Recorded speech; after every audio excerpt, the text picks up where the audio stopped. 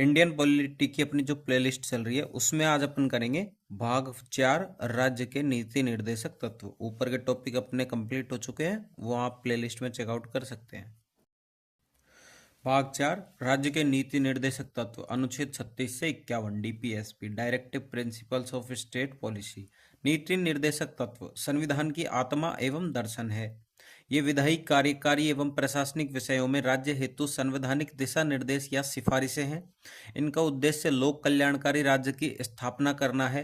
लोक कल्याण शब्द का प्रयोग अनुच्छेद 38 में किया गया है।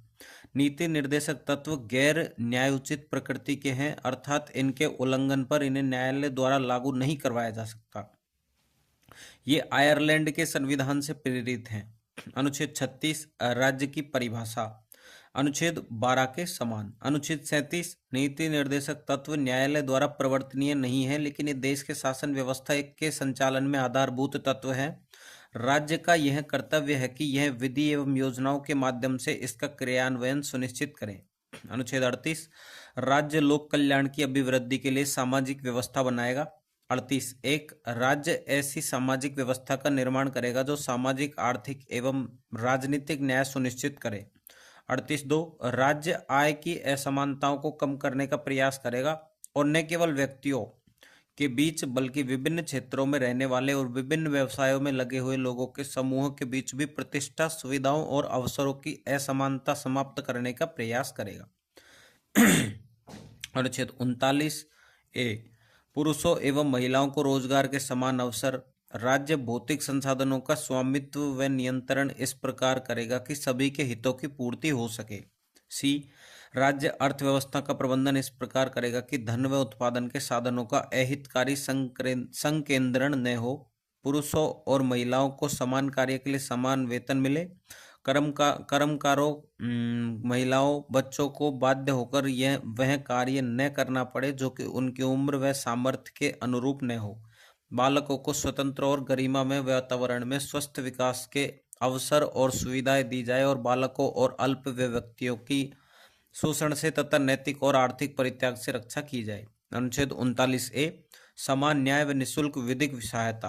अनुच्छेद 40 राज्य पंचायती राज संस्थाओं की स्थापना करेगी तथा ऐसी शक्तियां और प्राधिकार प्रदान करेगा जो उन्हें स्वायत्त शासन की इकाइयों के रूप में कार्य करने योग्य बनाने के लिए आवश्यक हो। अनुच्छेद 41 कुछ दशाओं में काम, शिक्षा और लोक सहायता पाने का अधिकार। राज्य अपनी आर्थिक सामर्थ्य और विकास की सीमाओं के भीतर काम पाने के, शिक्षा पाने के और बेकारी, बुढ़ापा, बीमारी और निःशक्तता तथा अन्य अनहर अभाव की दशाओं में लोक सहायता पाने के अधिकार को प्राप्त करने का प्रभावी उपबंध करेगा।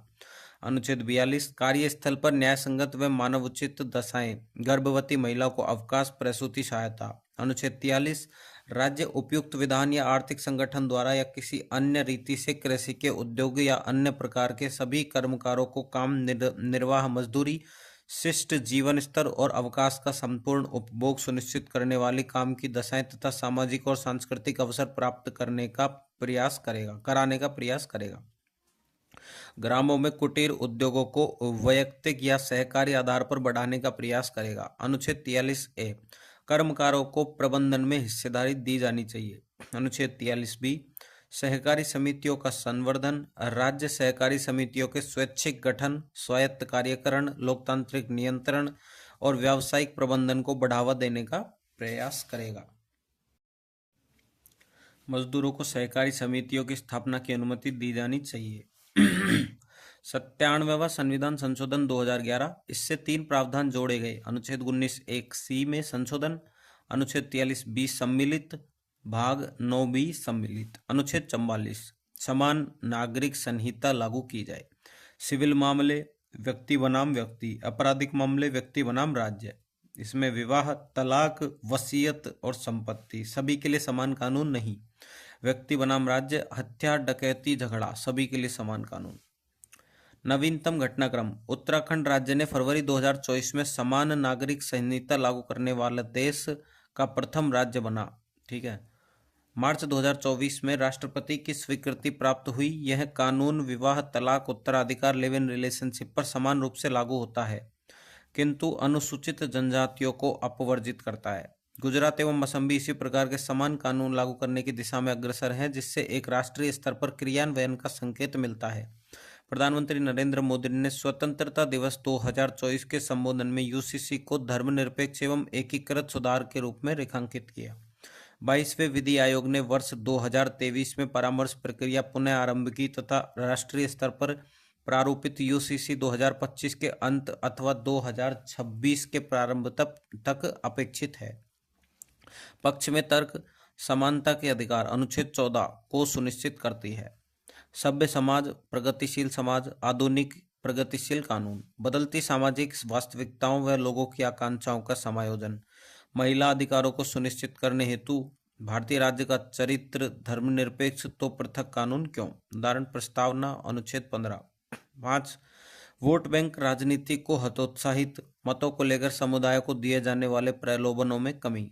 6 कानून प्रणाली का सरलीकरण व युक्तिकरण, जटिलताएं व विरोधाभास दूर होंगे, नागरिक व आपराधिक कानूनों में सामंजस्य स्थापित होगा। अनुच्छेद 44 के तहत संवैधानिक निर्देश राष्ट्रीय एकता सुदृढ़, समान पहचान, समानता, बंधुता, गरिमा जैसे संवैधानिक मूल्य सुदृढ़। विपक्ष में तर्क अनुच्छेद 25 के तहत धर्म के आचरण की स्वतंत्रता के विरुद्ध है। सांस्कृतिक परंपराओं पर नकारात्मक प्रभाव, भिन्न भिन्न समुदायों की भिन्न भिन्न परंपराएं, एक रूपता आने से इनके समक्ष चुनौती, भारत की विविधता को चुनौती, जनजातियों को विश्वास में लेना चुनौतीपूर्ण, बहुसंख्यकवाद मेजोरिटेरियन का प्रभाव, बहुसंख्यक समुदाय की परंपराओं को यूसीसी के रूप में लागू किए जाने की आशंका, अल्पसंख्यकों की आशंकाएं, धार्मिक स्वतंत्रता, सांस्कृतिक स्वायत्तता का उल्लंघन, राष्ट्रीय सुरक्षा को चुनौती, क्योंकि कानून के बारे में बेहतर संवाद आवश्यक, नहीं तो अफवाहों को बढ़ावा। उदाहरण CAA, नागरिकता प्रदान करने का कानून, नागरिकता छीनने का नहीं, अफवाह। ठीक है। निष्कर्ष, एकता ज्यादा है एक रूपता से। संतुलन, विधि आयोग चरण दर चरण लागू करने का प्रयास करे, केवल वे प्रथाएं समाप्त करे जो संवैधानिक मानकों के अनुरूप नहीं हो। ये यूपीएससी का है। अनुच्छेद 45, 6 वर्ष तक के बच्चों के लिए पोषण तथा आरंभिक शिक्षा की व्यवस्था 86वें संविधान संशोधन से। अनुच्छेद 46, SC/ST तथा अन्य कमजोर वर्गों के लिए आर्थिक सहायता एवं शिक्षा, सभी प्रकार के शोषण एवं सामाजिक अन्याय से मुक्ति। अनुच्छेद 47, राज्य पोषाहार, जीवन स्तर, लोक स्वास्थ्य में सुधार करेगा। राज्य खतरनाक औषधियों व मादक पेय पदार्थों पर प्रतिबंध लगाएगा। अनुच्छेद 48, कृषि व पशुपालन में आधुनिक व वैज्ञानिक तकनीकों का प्रयोग किया जाना चाहिए। पशुओं की नस्ल सुधार व संरक्षण के प्रयास हो तथा बूचड़खानों को बंद किया जाए। गोवध निषेध। अनुच्छेद 48A, पर्यावरण संरक्षण एवं संवर्धन, वन तथा वन्य जीवों की रक्षा।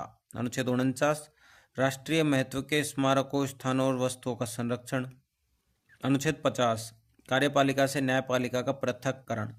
अनुच्छेद 51, विश्व शांति एवं सुरक्षा की स्थापना करना, विभिन्न देशों के मध्य सौहार्दपूर्ण व न्यायपूर्ण संबंधों को बढ़ाना, अंतर्राष्ट्रीय संधियों, समझौतों व कानूनों का सम्मान, अंतर्राष्ट्रीय विवादों को मध्यस्थता से सुलझाना।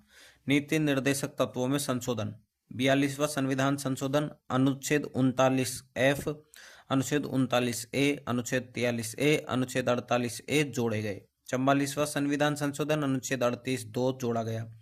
86वां संविधान संशोधन, अनुच्छेद 45 में संशोधन किया गया।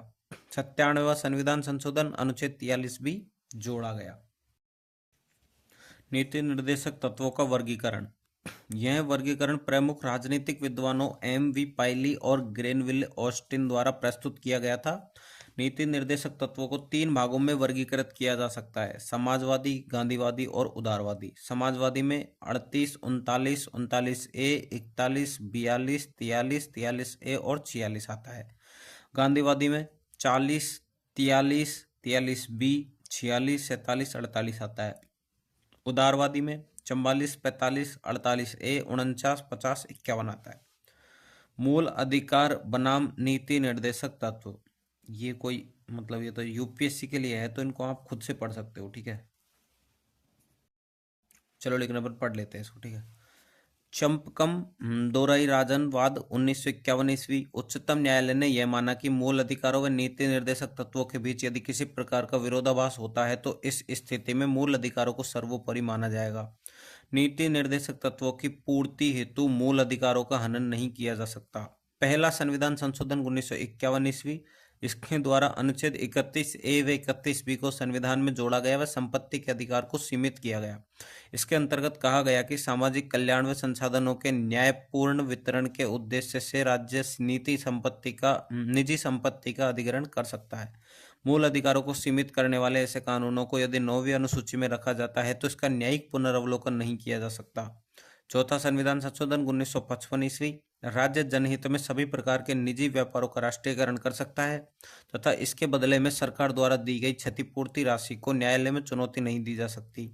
कुछ अतिरिक्त अधिनियम 9वीं अनुसूची में सम्मिलित किए गए।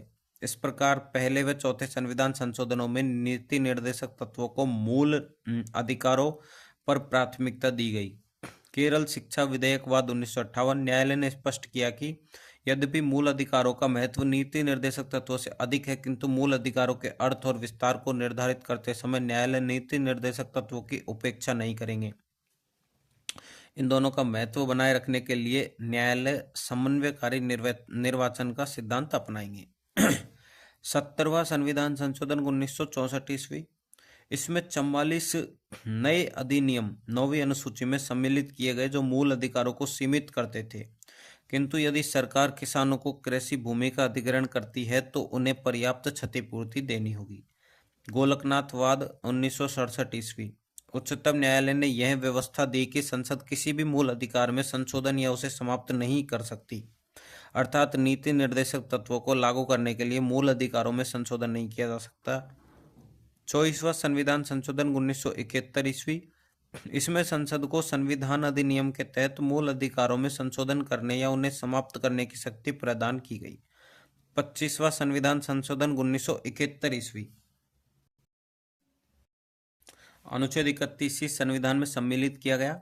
इसमें प्रावधान किया गया कि अनुच्छेद 39B 39C के उद्देश्यों को प्राप्त करने के लिए यदि संसद कोई अधिनियम पारित करती है और यह अधिनियम अनुच्छेद 14, 19 व 31 के मूल अधिकारों को सीमित करता है तो इस आधार पर अधिनियम को असंवैधानिक घोषित नहीं किया जा सकता। इस प्रकार की विधि को न्यायालय में चुनौती नहीं दी जा सकती। केशवानंद भारतीवाद 1973 ईस्वी, उच्चतम न्यायालय ने 24वें व 25वें संविधान संशोधन को वैधानिक माना, अर्थात संसद मूल अधिकारों में कटौती कर सकती है, किंतु इसमें अनुच्छेद 31C के दूसरे प्रावधान को असंवैधानिक घोषित किया गया क्योंकि ये न्यायालय को न्यायिक समीक्षा के अधिकार से वंचित करता है जो कि संविधान का बुनियादी ढांचा है। 42वां संविधान संशोधन 1976 ईस्वी, इसमें अनुच्छेद 31C का विस्तार किया गया। सभी नीति निर्देशक तत्वों के उद्देश्यों को प्राप्त करने के लिए यदि संसद कोई अधिनियम पारित करती है और इससे अनुच्छेद 14, 19 में 31 के मूल अधिकारों का हनन होता है तो इस आधार पर यह अधिनियम असंवैधानिक नहीं होगा। मिनर्वा मिल्स वाद 1980 ईस्वी, इसमें अनुच्छेद 31C के विस्तार को चुनौती दी गई। उच्चतम न्यायालय ने इस विस्तार को असंवैधानिक करार देकर अनुच्छेद 31C को पूर्ववर्ती रूप में स्वीकार किया। इस समय न्यायालय ने माना कि मूल अधिकार व नीति निर्देशक तत्व एक दूसरे के विरोधाभासी नहीं है, दोनों का उद्देश्य एक समान है, अर्थात जन कल्याण है, अतः दोनों एक दूसरे के पूरक हैं। दोनों एक ही गाड़ी के दो पहिए हैं जिसमें समाज में प्रगति होगी। दोनों के मध्य संतुलन संविधान का बुनियादी ढांचा है। इसके बावजूद यदि दोनों में कोई विरोधाभास होता है तो नीति निर्देशक तत्वों की तुलना में मूल अधिकारों को सर्वोपरि माना जाएगा। वर्तमान स्थिति नीति निर्देशक तत्वों की तुलना में मूल अधिकार श्रेष्ठ हैं, किंतु अनुच्छेद 39B व 39C के नीति निर्देशक तत्व अनुच्छेद 14 व 19 के मूल अधिकारों की तुलना में श्रेष्ठ हैं। मूल अधिकार व नीति निर्देशक तत्वों में अंतर। मूल अधिकार ये न्यायालय द्वारा प्रवर्तनीय है, नीति निर्देशक ये न्यायालय द्वारा प्रवर्तनीय नहीं है। ये राज्य के विरुद्ध नागरिकों के अधिकार है, ये राज्य के कर्तव्य हैं। ये राजनीतिक लोकतंत्र के लिए महत्वपूर्ण है। ये सामाजिक व आर्थिक लोकतंत्र हेतु महत्वपूर्ण है। इसकी प्रकृति नकारात्मक है, इनकी प्रकृति सकारात्मक है। इनकी प्रकृति व्यक्तिगत है, इनकी प्रकृति सामूहिक है। मूल अधिकारों को लागू करने हेतु पृथक से विधि निर्माण की आवश्यकता नहीं है। इन्हें लागू करने हेतु विधि या योजना निर्माण की आवश्यकता होती है। ठीक है, तो ये तो ओनली फॉर मेंस है, तो इसको पढ़ने का तो कोई फायदा है नहीं। ठीक है,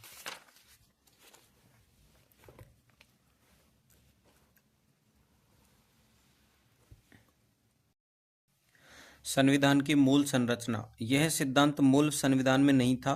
केशवानंद भारतीवाद में सर्वोच्च न्यायालय द्वारा यह सिद्धांत रखा गया। इसे स्पष्टतः परिभाषित नहीं किया गया है। सर्वोच्च न्यायालय द्वारा समय समय पर इसकी व्याख्या की जाएगी। मूल संरचना कोई तथ्य नहीं है, बल्कि यह एक गत्यात्मक अवधारणा है। यह संसद की संविधान संशोधन की शक्ति को सीमित करता है। मूल संरचना सिद्धांत। हालांकि इस सिद्धांत का संविधान में स्पष्ट रूप से उल्लेख नहीं किया गया है, लेकिन न्यायपालिका द्वारा इसे विकसित किया गया है ताकि संविधान की आत्मा और उसकी संरचनात्मक अखंडता को सुरक्षित रखा जा सके। यह कोई एक निश्चित अनुच्छेद नहीं, बल्कि एक न्यायिक नवाचार है, अर्थात एक ऐसी अवधारणा जिसे न्यायालय ने समय और परिस्थिति के अनुसार व्याख्यायित किया है। यह सिद्धांत संसद की संशोधन शक्ति पर सीमाएं आरोपित करता है, जिससे यह सुनिश्चित किया जा सके कि लोकतंत्र, धर्मनिरपेक्षता, विधिक शासन और न्याय जैसे मौलिक तत्वों को संशोधन के माध्यम से समाप्त न किया जा सके। इस विचार की आरंभिक झलक गोलकनाथ बनाम पंजाब राज्य 1967 में देखने को मिलती है, लेकिन इसे स्पष्ट रूप से केशवानंद भारती बनाम केरल राज्य 1973 के ऐतिहासिक निर्णय में स्थापित किया गया।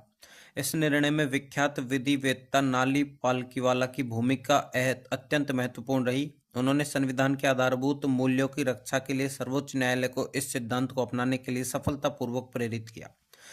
इस सिद्धांत की जड़ें केवल भारतीय संदर्भ तक ही सीमित नहीं है। जर्मनी के वाइमर संविधान के अनुभव से भी भारत ने महत्वपूर्ण सीख ग्रहण की है।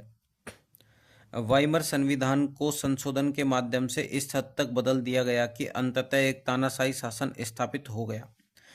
इस ऐतिहासिक पृष्ठभूमि में जर्मन विचारक कार्ल शिमिट और प्रोफेसर डाइटरिच कॉनराड के विचारों ने भारतीय मूल संरचना सिद्धांत की अवधारणा को प्रेरित किया। ये मेंस के लिए है।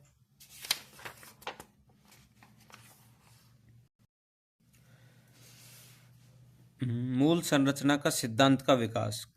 विविध मामले। मूल संरचना सिद्धांत का विकास क्रम। वर्ष, केस और मामला और मुख्य परिणाम। 1951 शंकरी प्रसाद मामला। संसद मूल अधिकारों में संशोधन कर सकती है। 1965 सज्जन सिंह मामला। संविधान में संशोधन करने की संसद की शक्ति की पुष्टि की गई। 1967 गोलकनाथ मामला। संसद मूल अधिकारों में संशोधन नहीं कर सकती है। 1973 केशवानंद भारती मामला। मूल संरचना सिद्धांत की स्थापना। 1980 मिनर्वा मिल्स मामला। मूल संरचना सिद्धांत की पुनः पुष्टि की गई। 1981 वामनराव मामला। मूल संरचना सिद्धांत संवैधानिक संशोधनों और 9वीं अनुसूची कानूनों पर लागू होता है। ठीक है। 2006 IR कोयलो मामला। 1973 से पूर्व 9वीं अनुसूची में किए गए संशोधनों पर भी न्यायिक समीक्षा की अनुमति दी गई। मूल संरचना में कौन से सिद्धांत शामिल हैं? मूल संवैधानिक सिद्धांत। ये सिद्धांत एक ऐतिहासिक मामले है। संविधान की सर्वोच्चता। केशवानंद भारती बनाम केरल राज्य 1973। विधि का शासन। इंदिरा गांधी बनाम राज्य नारायण 1975। शक्तियों का पृथक्करण। SR बोम्मई बनाम भारत संघ 1994। संघवाद। SR बोम्मई बनाम भारत संघ 1994। संशोधन शक्ति की सीमाएं। अनुच्छेद 368। मिनर्वा मिल्स बनाम भारत संघ 1980। मुख्य विशेषताएं। मूल अधिकार और नीति निर्देशक तत्व। सिद्धांत और ऐतिहासिक मामले। मूल अधिकारों के संबंध में सिद्धांत IR कोयलो बनाम तमिलनाडु राज्य 2007। पंथ निरपेक्षता। केशवानंद भारती बनाम केरल राज्य 1973। FR और DPSP के मध्य संतुलन। फंडामेंटल राइट्स और directive principle of state policy. Minerva mills बनाम भारत संघ 1980। सामाजिक एवं आर्थिक न्याय। भीम सिंह जी बनाम भारत संघ 1981। प्रस्तावना उद्देशिका के उद्देश्य। केशवानंद भारती बनाम केरल राज्य 1973। लोकतांत्रिक मूल्य। संसदीय शासन प्रणाली। केशवानंद भारती बनाम केरल राज्य। स्वतंत्र एवं निष्पक्ष चुनाव। किहोतो होलोहन बनाम जाचिलहू 1993। बहुदलीय प्रणाली एवं संसदीय लोकतंत्र। कुलदीप नैयर बनाम भारत संघ 2006। आता है न्यायिक विशेषताएं। सिद्धांत और ऐतिहासिक मामले। न्यायपालिका की स्वतंत्रता और कार्यक्षमता। शिशिर कांत सतपथी 1999।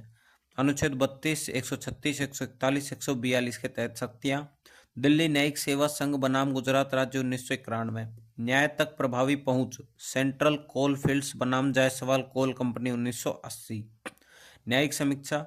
अनुच्छेद 32, 226, 227। एल चंद्र कुमार बनाम भारत संघ 1997। न्यायपालिका की स्वतंत्रता। SCAOR एसोसिएशन बनाम भारत संघ 1994। ये माइंड मैप मूल संरचना सिद्धांत के सकारात्मक प्रभाव है। Positive impacts of basic structure of doctrine, ठीक है। Fundamental right, checks and balance, evolution with time, application to laws, anti authoritarianism, constitutionalism, secularism and separation of powers, federalism, judicial review. मूल संरचना का सिद्धांत का सकारात्मक प्रभाव मेंस के लिए है। तो अपना ये मैटर मेंस के लिए, तो इसको अभी छोड़ते हैं। जो नेक्स्ट टॉपिक अपन करेंगे वो करेंगे मूल कर्तव्य, अनुच्छेद 51A, ठीक है। वीडियो को लाइक करना, चैनल को सब्सक्राइब करना।